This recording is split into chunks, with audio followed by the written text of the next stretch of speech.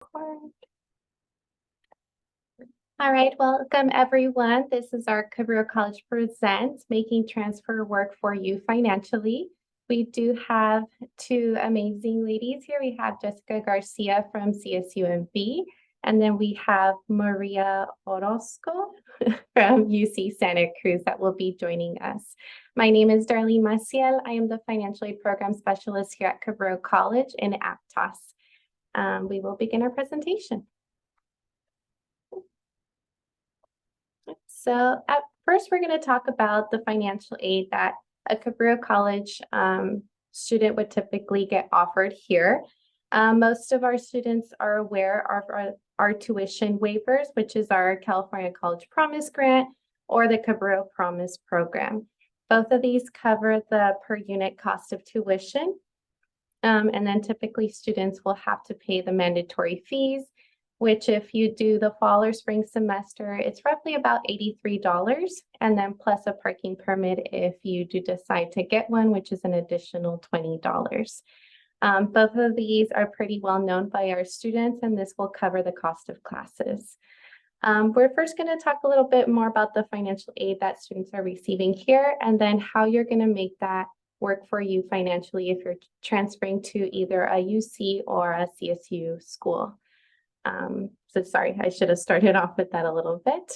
But so these are kind of our tuition assistance that most of our students are aware of. Based on their eligibility, students can also be eligible for the Cal Grant B or C. Those are the only ones that can be dispersed here at Cabrillo College. The Cal Grant A can only be held for reserve for 2 years until the student actually attends a 4-year university. Students do have the ability to check their usage and status of their Cal Grant by logging into WebGrant for Students. Sometimes it could get a little difficult to log in, but once you have logged in, I always recommend students to definitely keep that login information so that when they do transfer or they are receiving their Cal Grant, they have access to see how much usage or the status of their Cal Grant will be. Students also have the ability to be eligible for the Student Success Completion Grant, who are meeting the Cal Grant B and C requirements each semester. Typically, students can see about 4,000 per semester and must be completing 15 units each semester in order to receive that quantity. And then if you're taking roughly between 12 and 14.99, you will be seeing about 1,298 per semester. So I always say like these are kind of the biggest chunk of financial aid that a student can be receiving, on top of course the other grants that they might be eligible for. So let's kind of talk about the other one that a lot of students see here, and that is the Pell Grant along with the FSEOG and the Chafee Grant. Again, in order to be eligible for all these grants, a student must complete a FAFSA application to determine their eligibility. So that's submitting a FAFSA or a California Dream Act. And all of this is based off on financial need. The Pell Grant does have a lifetime eligibility of 600%, which is 6 years that you're fully awarded your Pell Grant. And that goes on with you when you transfer. So a lot of the times, if you're not sure how much usage you have already received here at Cabrillo College, you can always log into your studentaid.gov portal. You're going to click on View Details, and you're going to scroll down where you're going to see Pell usage. So I like to show students when they come in here to the office is, let's log into your studentaid.gov so you kind of get acclimated with the website. And I like to show my example where I had like the different community colleges that I received tuition assistance. So for example, I had City of San Francisco, I had De Anza College, so it all populates on there for you. And then even when I transferred, I was able to see how much aid I received at San Francisco State and also Cal State East Bay. So then I kind of had an idea how much I had used up at my community colleges. And this is where we like to really recommend to students, you can put your Pell Grant on hold, so you could ask Cabrillo not to disperse any of your Pell Grant and you can save that for your transferring purposes. And so that's kind of what I did my last semester at De Anza College. I put my Pell Grant on hold, and I waited to use my Pell once I've transferred out. So you're going to be able to see how much of that amount you have already used up, which is kind of nice since you all have access to it. And that goes along with all your federal supplements. So you'll see all those grants on that studentaid.gov portal. And then if you have particular questions about this, you could definitely reach out to our office. We did want to discuss that students do have the, like I said, the option to put these grants on hold. But we always try to tell students, especially with Cal Grant, is you don't know if you're going to be eligible for it like the next couple of years, depending on your income. So that could always change too, your eligibility. So one of my recommendations for students is if you do receive these grants, maybe creating a savings account on the side and specifically putting these grants if you don't use all of it up.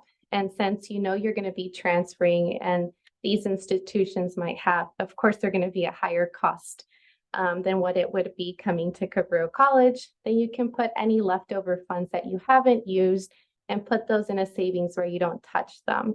That way you kind of have a little bit of a leeway when you transfer and have some extra funds in case not everything is covered when you transfer to a CSU or a UC. So definitely those are kind of recommendations that would be great for a student. But you can always talk to our office to kind of get a little bit more of an idea.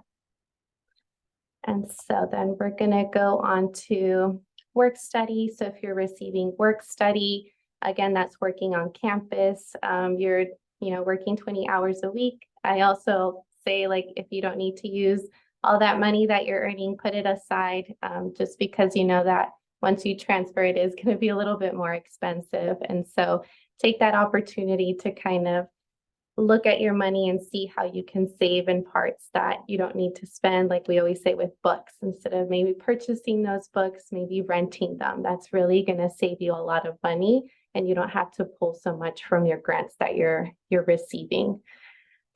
With loans, we always try to tell students, please try to hold off on taking out a loan here at Cabrillo College, because remember, you do eventually have to pay these funds back.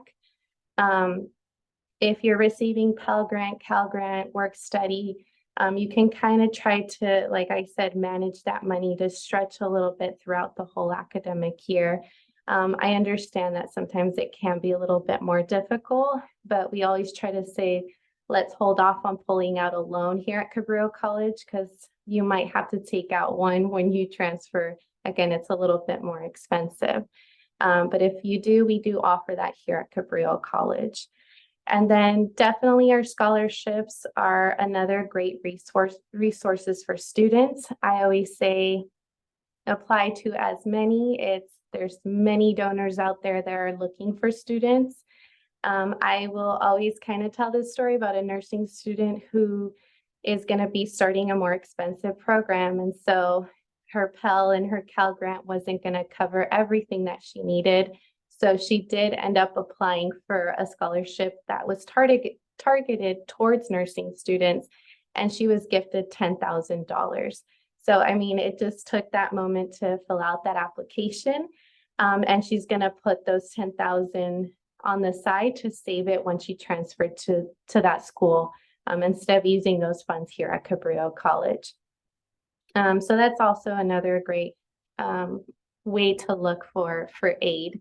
And then if we go on to our transfer program, has these transfer scholarships. So you could definitely take a look at them, and you can visit our website, the transfer program. I think Christina, I want to make sure that these are these updated constantly by your guys' program? Yeah, so this one just highlights transfer scholarships. But like Darlene said, you always want to go to the financial aid website to the scholarships tab. But yes, these are updated as well. Okay, perfect. Yeah. And our financial aid page has a lot of them, and then we could definitely share that with you. But like I said, apply to as many as you can. It's gift aid for you guys all. So that's just a little bit about like the aid that we have here at Cabrillo College, but I really want to take the time to have UC Santa Cruz discuss how it would work receiving your financial aid at their institution. So I will pass it on to Maria. Thank you, everyone, and thank you for the students who are joining us today. So I'm going to click on this link. Do you mind clicking on it for me, Darlene? So this is our financial aid website. So as you can see here, it's sort of like a one-stop shop where you can navigate to learn more about our grant programs, our emergency aid programs, any scholarships. We could include anything from scholarships available through our office, outside agency scholarships, and merit-based scholarships. So there's so much to cover, which is why I provided the link, so you can do that on your own time. But this is where you would explore the different types of aid available here at UC Santa Cruz. It all covers information on loan programs, such as a federal subsidized, unsubsidized loan, a university loan that's offered through UC Santa Cruz, private loan options, work study, and so forth. So this is just a resource for you to take a look at in your own time. This is also additional resources that are available to all students, not just transfer students. One of the good ones is at the very top. View point scrolling, yeah. So our residence assistance, so students can apply to be part of the program, which essentially is a program that covers your entire housing and your meal plan in exchange for you to be a residential assistant. So you're just there to assist students in a certain setting within a resident hall, or if it's at the apartments. That's an excellent resource to take advantage of. Okay.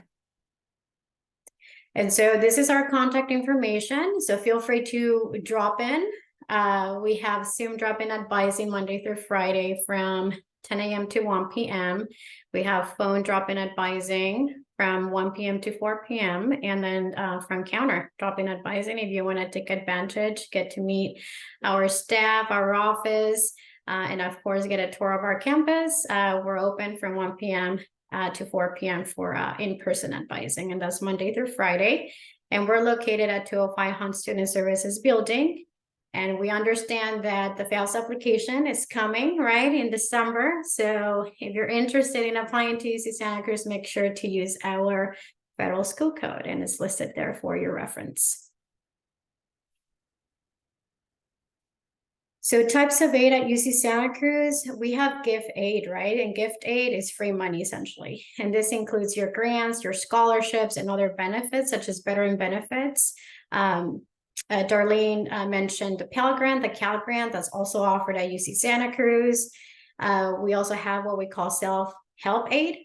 And this is money that must be repaid or earned. So that includes any of the federal loan programs, private loans, institutional loans, and also things like work study, right? So you get paid for the hours that you work. And here at UC Santa Cruz, your financial aid offer is designed to meet your financial need, but also your cost of attendance. So although our cost of attendance may be a lot higher, we have to make sure that our financial aid offer to you is also able to meet that cost of attendance. And so that can be comprised of grants and loans, or loans only, depending on your financial need. And your financial need is determined by this somewhat complex formula, but it starts with your FAFSA application or your DREAM application. And then I just had a quick question for you, Maria. For, let's say that a student is going to transfer in the fall, when do they receive that offer letter? Just because I know that certain schools send out offer letters a little bit sooner so that student can determine, like, will I get more aid at this institution, or will I get offered more at this institution? Do you happen to know the time frame for that? So for undergraduate students, it's usually around early March through April. For transfer students, it's a little bit after that. So you're looking at sometime in June. Okay, perfect. Yeah, just so that students have an idea Sure. of like when to expect it. Mhm. Okay. And so our cost of attendance, would you mind clicking on the link, please? So, and then click on the 23-24, that first one. Yes. So as I mentioned, when you look at our budgets, they can look a little scary, right? Because you will see, well, how can I pay $41,000, right, dollars out of pocket or so forth? But again, your financial aid offer is meant to fit your cost of attendance, and your cost of attendance can fluctuate depending on whether you decide to live on campus, off campus, or a commuter. And even for students, for example, who decide to live on campus, their cost of housing, their living expenses can fluctuate as well. So these are average costs. But let's say that we have a student that comes in and he wants a single, right? Well, that 18,945 may be a little higher, right? But if we have a student who decides, I just want to save money, I can work with living with 2 other people, and they decide to go with a triple, then that cost, the living expense there that you see, could decrease, right? Same thing with all the other allowances within the budgets. For example, transportation, we have a transportation allowance there, but that can fluctuate. Some students do not travel home, right, for the holidays, or they live really close to UC Santa Cruz. So again, that could vary depending on your personal spending habits, right? So it's all about budgeting as well. Okay. So these are scholarship opportunities that I want to highlight that are specific to UC Santa Cruz, and they are available to undergraduate students, but also transfer students. The first plan is a Blue and Gold Opportunity Plan, and that's available to students who meet eligibility criteria for California students from families with incomes under $80,000. And this basically promises students that their tuition and their feasible fee will be fully accounted for in the form of grants and or scholarships. We also have the Undergraduate Dean's Award, and this award is awarded to selected students, non-resident students, and international students specifically. For transfer students, the awards can range from $6,000 to $20,000 over 2 years. And then we have the Campus Merit Scholarship, and this scholarship is awarded to students in recognition of both their academic achievement and demonstrated financial need. And this award for transfer students can vary anything from $2,000 per year over 2 years. Okay. And these are additional scholarships and emergency awards available to transfer students. So we do have the PSER Scholarship, or the specific PSER Scholarship or PSER Scholars Program, and you apply through your community college. And this is a pretty great program. You're looking at a $20,000 for 2 years.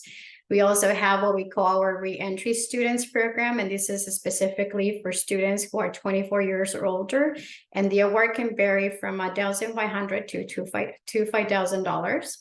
We have scholarships that are available for veteran students of $1,000, and then through our own DocuCenter Fund, we offer internships, research, and other emergency funds are available to students.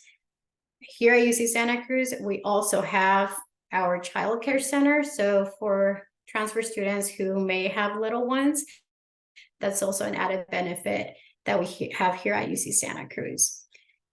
In terms of emergency awards, we have the Renaissance and Underground Scholars, and this is specifically a program for foster youth, formerly incarcerated, independent students, or students who are close to being homeless.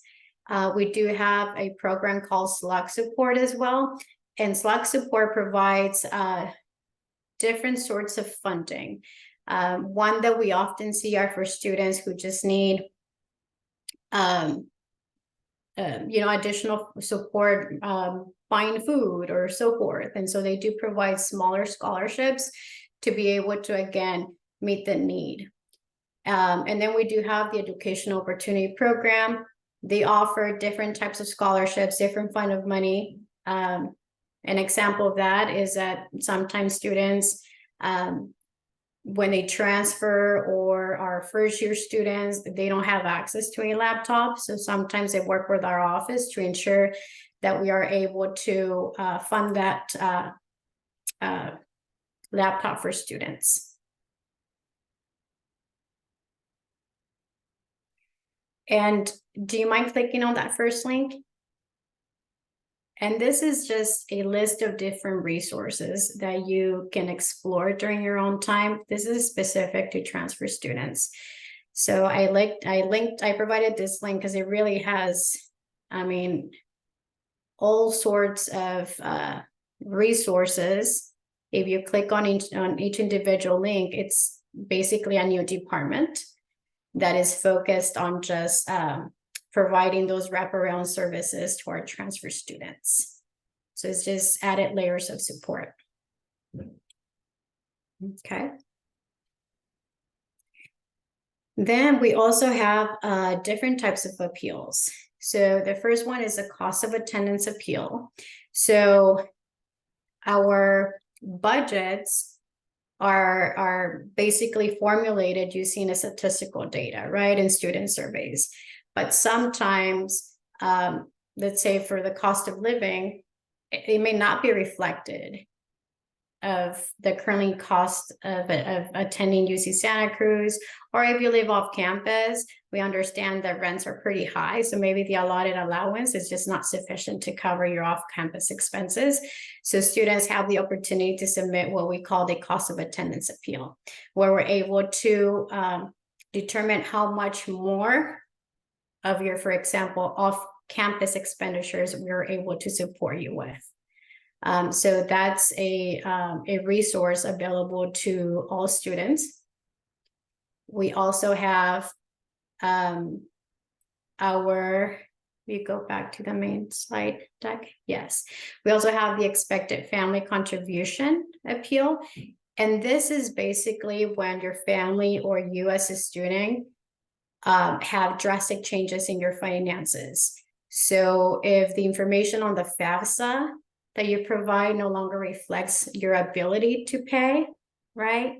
Then you have the option of submitting this appeal in order for us to take into account these type of circumstances. So if there's been a recent loss of income, your parents lost your job, you lost your job, if there's been a divorce or separation, if you have high medical or dental expenses that you're having to pay out of pocket that are not covered through your health insurance, or if you've been impacted by a natural disaster. So these are a couple of the things we generally consider. And so students have the ability to submit that appeal for us to make the necessary changes within your FAFSA application or your DREAM application, and then reevaluate your financial aid eligibility. And the last type of appeal is a dependency status appeal. So we sometimes have students who are still considered dependent because they're not 24 years old, right, for FAFSA purposes, but who are essentially going through very adverse situations at home. And so we provide this appeal for them to have the ability to become independent for financial aid purposes. And some of the circumstances we generally consider is if you're estranged from your parents. So an example of this would be a family whose parents were deported, right? And so the student is the only one here. If there's a really unsafe home environment, and that could be for different situations, if there's physical or emotional abuse, abandonment, those are all things that we can consider to potentially make a student independent. Okay.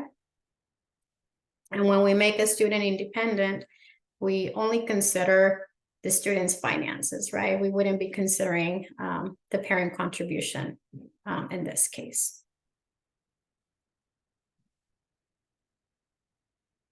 Thank you. Yeah, thank you so much, Maria. So if you guys again have any questions, we could definitely put our contact information in the chat. But now we will have our representative, Jessica Garcia from CSUMB. So welcome, Jessica. Hi, good afternoon, everybody. So yeah, as mentioned, my name is Jessica Garcia. I'm one of the financial aid counselors here at CSU Monterey Bay. And so today I'm going to go over the different types of financial aid that are offered here at CSUMB, and then some, similarly to Maria, some additional resources that we have available. So first thing, we have our contact information on screen. We do have Zoom drop-in hours daily, and we are physically open Monday through Friday from 9 to 4. So you can always reach out to us if you want to shoot us an email or give us a call, or like I said, if you want that one-on-one with a counselor, we do have the Zoom drop-ins, and you can speak like a one-on-one with a counselor, a financial aid counselor, to go over your situation specifically. And then we do also have our school code at the bottom. So if you wanted to add CSUMB, that's there. And then next slide, please. So some of the different types of scholarship opportunities that we offer are mainly all on our website. So we always try to continuously have our website updated. The one that's not is the Golden State Teacher Grant. That one's through the California Student Aid Commission. I always really love pushing this one because it's a great opportunity for our students that are interested in working in a school, whether that be as a teacher or as a counselor. And it's a great program that offers students up to $20,000 towards that credential or degree that they're working towards. And you do have to do a service portion with this, which is working 4 years at a California school, which if you're doing your credential, you should be doing anyway. So I always think it's a great opportunity for students that are interested in that pathway. As far as like other scholarship opportunities, we do have the, if you want to go ahead and click on that one, our link to the general scholarship application. This is a really, really great option for students because you can think of it as a one and done. You fill out your one application, it'll ask for you to submit your unofficial transcripts, and then that's it, and it'll apply you to everything and anything that you're eligible for, and then you just get an email later on, a couple months afterwards when the application closes, letting you know if you were eligible or if you received it. On the opposite side too, if you're not eligible, we'll let you know too. But ideally you'll see if you got one or more than one, and we'll email you. This application opens up every single year, October 1st, and students have until March 2nd to complete it and submit it. So it's a really great opportunity, and as soon as you have your Otter ID or you've been admitted and you've been given that login information, you're able to apply. So you don't have to wait until you've been like fully accepted and you've decided you're gonna come and all that stuff. You can do it as soon as you have those login credentials and apply. And then if you scroll down just a little bit more on that page, we do also have other CSUMB scholarship opportunities linked there. These are not specific to CSUMB, so these are always a really great resource to just kind of take a look at. And those also get updated very regularly with different opportunities that students can look at. And then go back. And then similarly to how Maria was saying, if there is ever a situation where your FAFSA that you filled out doesn't have your situation currently, as far as whether that's income information or dependency status, our process is for you to reach out to us first. That way you can meet with a counselor, kind of discuss your situation, and we can go from there as far as like what documents you would need to turn in. So if you feel like you're going to need some kind of change to your application, we do have you reach out to us first, speak with a counselor, and then we can let you know what additional documents you would need to turn in. So whether that's like if you're not able to provide parental data, such as in the case with the dependency status, or if there's been a big change in your income and you need to do an EFC appeal or the expected family contribution appeal. We basically review those on a case-by-case basis. So it is, we find that it's a little bit more easier for you to just kind of reach out to us first, and then we can let you know what it is that you'll need to turn in. The next slide. So one thing that we do at CSUMB once you have been awarded is that we will automatically accept the grants for you. So you don't need to go into your account once you're getting ready to go in and accept things. You won't need to go in and accept your grants, because the grants generally is free money. You never ever have to pay it back. We want you to have that money accessible to you. So we automatically accept those for you. The only thing that you would need to accept, should you want to, will be the loan. So you will be able to see loans being offered to you. They just won't be accepted for you. So you will need to go on there and accept those loans if you're interested.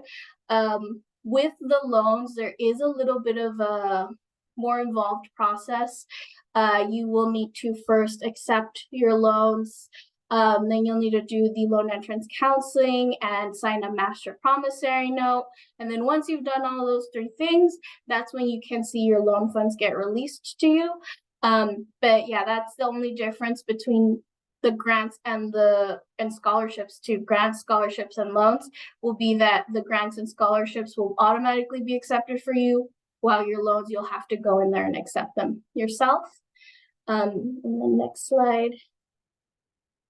Oh, I thought I had one more. Okay, so as far as like the charges go with financial aid and your tuition and all that at CSUMB, we also do the estimated cost of attendance, and kind of how Maria was saying, don't freak out about that number, because it is a little bit inflated in the sense that we want to make sure that you're thinking about anything and everything when it comes to what expenses might come up, because a lot of the time students might not consider, like with transportation, like, oh yeah, how am I gonna get to campus? I'm gonna be taking the bus, or am I gonna be driving my car? If I'm taking my car, I have to think about, will I have money for gas? I need to get a parking permit, things like that. So it's not necessarily something you're going to get obviously charged up front once it comes time to pay for tuition and housing and all of that. But it is something that you do want to consider. So we do add those in there to make sure that it's something that's in the back of your mind at least. But as far as like with CSUMB, tuition, we charge per semester. So we are a semester school. And so you'll get charged once in the fall and then once again in the spring. Financial aid similarly gets broken up, half for fall, half for spring. So everything that you are awarded or offered will be for a whole year, while your whatever it is that you end up accepting gets broken up per semester. So every semester, once you've signed up for your classes, you'll get charged your tuition. If you're living on campus, you're going to get charged your housing. And if you have a meal plan, you'll get charged your meal plan per semester. So you'll essentially get charged twice every school year. And you'll also get your financial aid twice every school year.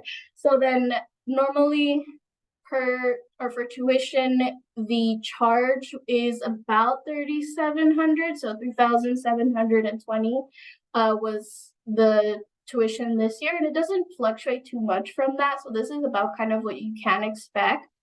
If you're living on campus, the price can change, obviously, if you're living in a triple versus in a single.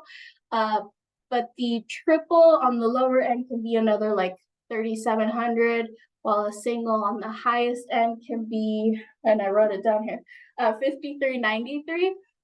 So in some situations, if you're going to be living, let's say you have your tuition, you're living on campus, and you have a meal plan per semester, you can kind of expect it to be about $10,000 each semester.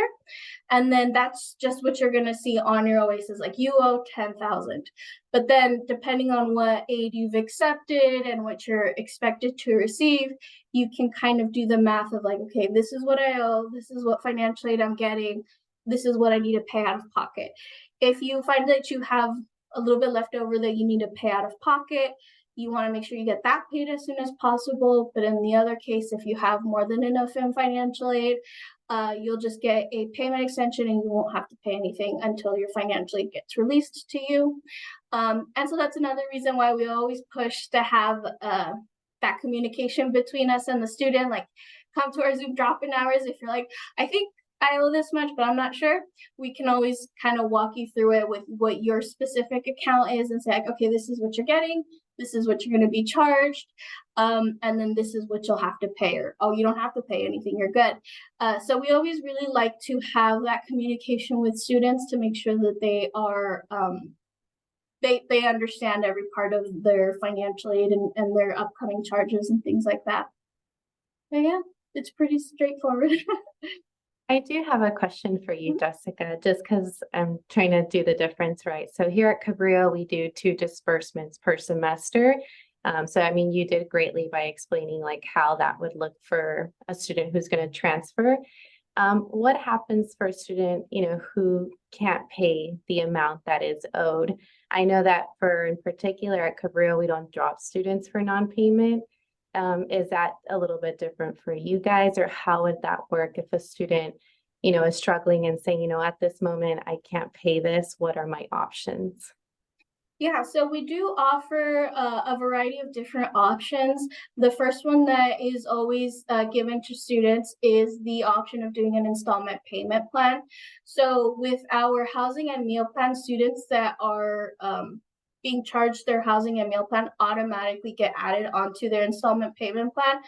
So they don't need to like opt into it. It's just there, and it just shows them like you owe $1,000 for this month, and so it divides it into monthly payments. If they're interested or need to take out or need help with the tuition payments, that's when you need to opt in. There's a form that you would fill out to be placed on an installment payment plan for tuition, and that one similarly gets broken up into monthly payments. If the student is needing additional or a more specialized installment payment plan, then they can set that up with our accounting department to have something that's a little bit more manageable for them. So we do also a little bit of a case by case on that end. But yeah, we do offer a bunch of different options, and then we, in those cases, to have students reach out to us in case they need some options as far as like maybe they're hesitant about doing loans, or they don't know about where they can apply for scholarships or things like that. So generally we're like the first point of contact when it comes to if they're not able to make those payments, but then we'll move them to give them the option of the installment payment plans. Thank you so much, Jessica. And would that be kind of the same case for UC Santa Cruz, Maria, or do you guys do things a little bit differently? There's definitely similarities. So for UC Santa Cruz, we do offer tuition payment plans, and those are usually monthly plans, right? So your quarter bill would be essentially divided into 3 different installments. For housing, they do offer also the monthly payment plan, but they also offer more of a personalized payment plan. If students, for example, are working, they tend to work with students to ensure that we're able to meet them where they are. In terms of dropping students for non-payment, we don't do that. However, we do place an enrollment hold that will prevent a student from enrolling into a future quarter until the bill is fully accounted for. Okay, yeah, because here at Cabrillo, if a student has $49.99 on their balance, then they are restricted from registering. So I just thought it'd be nice that they could hear like what it would be like once they transfer out to a different institution. Yeah, and I wanted to provide some clarification on the first question that you asked me about conditional aid offers versus official aid offers. Yes. So conditional aid offers, those go out anytime between mid-March through May 1st. And those conditional aid offers are what students will use to make their decision, right, on where they choose to want to go. And then the official financial aid offers, those are the ones that we offer anytime between July and September. So I wanted to make sure that I was clear on that. Yeah, thank you so much for sharing the exact dates on that. All right, well, thank you, Jessica and Maria, for joining us today. And I would like to take the last 15 minutes for any students to ask their questions. You are more than welcome to pop them in the chat if we can answer them that way, or you can unmute yourself and we would be more than happy to answer any questions that you guys still have. But that would be the end of our presentation, and I want to thank everyone for joining us today. Like I said, we'll stick around for a couple more minutes to see if anyone has any questions. Thank you so much, Maria, Jessica, and Christina for coming, and of course, the students. Thank you for having us. Of course.